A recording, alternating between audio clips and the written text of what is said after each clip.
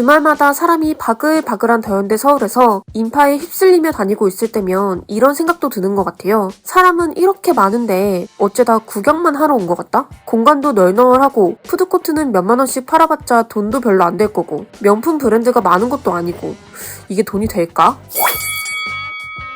희한하게 돈을 잘 벌어요. 올해 연매출 1조 클럽에 드디어 입성했습니다. 개점한 지 2년 9개월 만이라고 하는데요. 국내 백화점 역사상 최단 기간이래요. 이게 특히나 신기한 건 3대 명품 브랜드인 에루샤, 그니까 에르메스, 루이비통, 샤넬 없이 이뤄낸 성과라는 거죠. 쉽지 않은 일이거든요. 실제로 올해 연매출 3조를 바라보고 있는 백화점 매출 1위, 신세계 강남점을 보면요. 매출에서 VIP 고객이 차지하는 비중이 49.6%예요. 신세계 백화점 다른 점포들의 경우는 평균 36.3%거든요. 유난히 높은 편이죠. 신세계 강남점에서 연간 1억 원 이상을 쓰는 그야말로 VVIP 고객이 2,000명 이상이래요. 7년째 정상을 지키고 있는 비결이라 하면 바로 이 명품 매출인 거예요. 그래서 신세계 강남점이 공들이는 부분도 VIP 관리가 될 수밖에 없는데요. 원래 신세계 VIP 등급이 6가지거든요. 강남점은 특별히 8가지로 더 세분화해서 관리한다고 합니다. 그래서 에루샤가 중요한 건데요. 국내 백화점 중에서 에루샤를 모두 입점한 곳이 총 7군데예요. 근데 이제 2022년 국내 백화점 점포별 매출 순위를 보면 10위 안에 이 에루샤 입점 백화점이 6곳 들어갔어요. 나머지 하나인 신세계 본점은 11위입니다. 과장해서 말하자면 에루샤 없이 연평균 매출 1조를 넘긴다?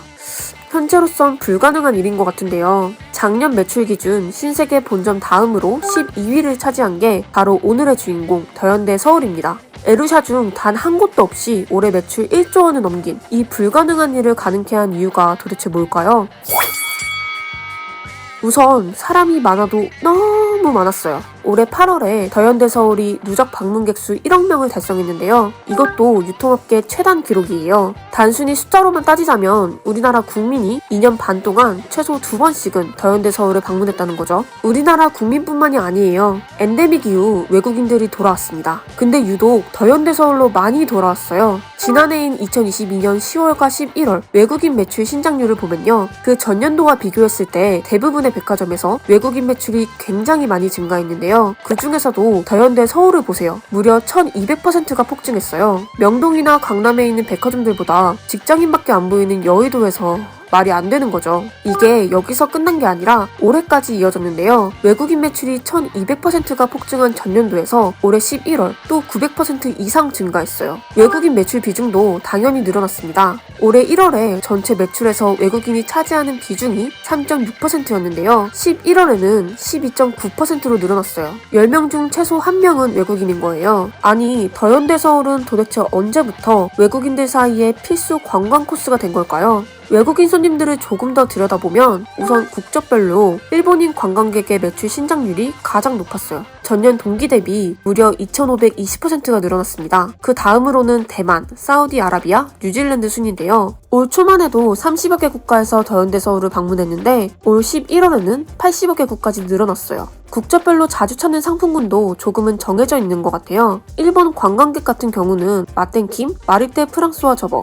헤이그 이런 패션 쪽에서 상품을 많이 구입했고요. 대만과 인도네시아에서는 K-팝 팝업을 주로 찾았어요. 올해 3월 BTS, 5월 르세라핌, 6월 아이브, 8월 있지, 9월 블랙핑크 거의 매달마다 최정상 아이돌 그룹들의 팝업 스토어가 열렸다고 하니 K-팝의 위대함이라고 봐야 할까요? 미국은 설화수를 비롯한 화장품 브랜드에, 중동 국가들 같은 경우는 불가리와 부세론 같은 고급 주얼리에 많이 관심을 가졌다고 합니다. 이번엔 연령별로 한번 볼게요. 20대와 30대 비중이 절대적이죠. 둘이 합치면 72.5%입니다. 외국인뿐만 아니라 더현대 서울 방문객의 전체 연령별 매출 통계를 봐도 백화점 맞나 싶을 정도로 상당히 어려요. 30대가 39.3%를 차지합니다. 20대까지 합하면 절반 이상이 돼요. 다른 현대백화점 점포들과 비교하면 차이가 굉장히 두드러지죠. 그도 그렇게 더현대 서울이라 하면 지하 2층, 그니까 크리에이티브 그라운드가 제일 유명하잖아요. 지하 1층 푸드코트 다음으로 가장 많이 방문하는 층이 바로 여기래요. 여러분 모두 아시는 것처럼 바로 이 점이 더현대 서울만의 특색인데요. 무신사를 비롯한 온라인에서 주로 구입했던 브랜드를 처음으로 백화점에 데려온 게 더현대 서울이잖아요. 영패션 매출 비중은 실제로 점점 증가하고 있는데요. 2021년 6.2%에서 올해는 13.9%까지 증가했어요. 더현대 서울을 제외한 현대백화점 점포들의 영패션 매출 평균을 보면 8.2%거든요. 차이가 큽니다. 또 오픈 초기에 두드러졌던 식품 매출 비중이 점점 줄어드는 걸 보면 영패션을 강화한 전략이 매출에 큰 영향을 준 걸 알 수 있어요. 그리고 또 하나, 팝업 스토어가 있잖아요. 지난 4월에 진행된 설문조사에서 만 15세부터 27세까지의 남녀 283명 중 팝업 스토어를 한 번이라도 방문해 본 적이 있는 사람이 97.2%에 달한다고 합니다. 근데 이 팝업 스토어 하면 더현대 서울인 거죠. MZ세대들이 서울에서 가장 즐겨 찾는 팝업 스토어 핫플 1위, 성수동을 제치고 2년 연속 더현대 서울이 차지했어요. 바로 여기까지가 더현대 서울이 다른 백화점이랑 다른 이유, 그래서 성공한 이유라고 볼 수 있는데요. 근데 바로 이게 또 더현대 서울이 망할 수도 있는 이유가 될 수 있거든요.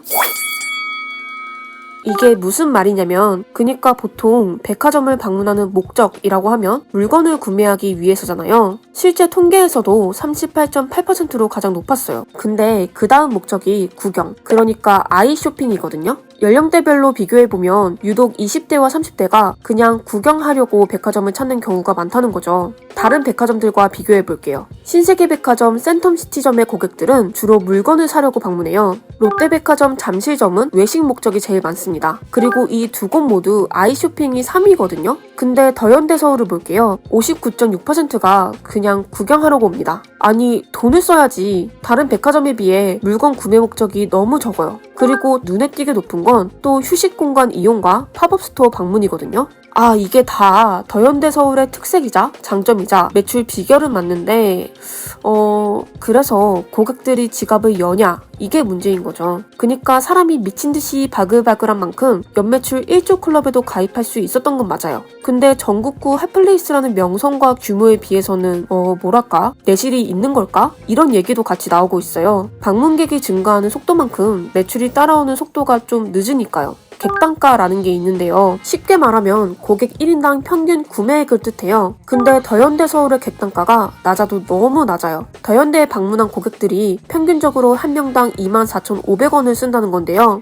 이 정도면 밥 한 끼 먹고 커피 한 잔 먹는 건가요? 전체 백화점 평균 객단가가 104,082원이에요. 방문 목적에서 비롯된 객단가 차이가 이만큼 벌어진 거죠. 더현대 서울의 주요 고객인 MZ세대가 객단가를 끌어올려줄 소비층으로 자리 잡기 위해선 최소 10년은 필요하다는 시선도 있어요. 그래서 일단 현재 더현대가 할 수 있는 선택은 역시나 명품인 것 같습니다. 작년에 디올을 입점시켰고요. 결국 에루샤 중 루이비통도 데려왔습니다. 올해 안에 입점할 예정이라고 해요. 이런 고마진 브랜드들의 입점은 곧 객단가 상승으로 이어지겠죠? 매출도 무섭게 늘어날 거고요. 결국 명품밖엔 답이 없는 걸까라는 생각도 조금 들지만, 더현대 서울의 새로운 시도에 실적까지 더해진다면 재밌는 변화가 계속해서 일어날 수 있지 않을까 기대해 볼 수도 있을 것 같습니다. 오늘 영상은 여기까지고요. 저희는 다음 이슈로 다시 돌아오겠습니다. 시청해주셔서 감사합니다.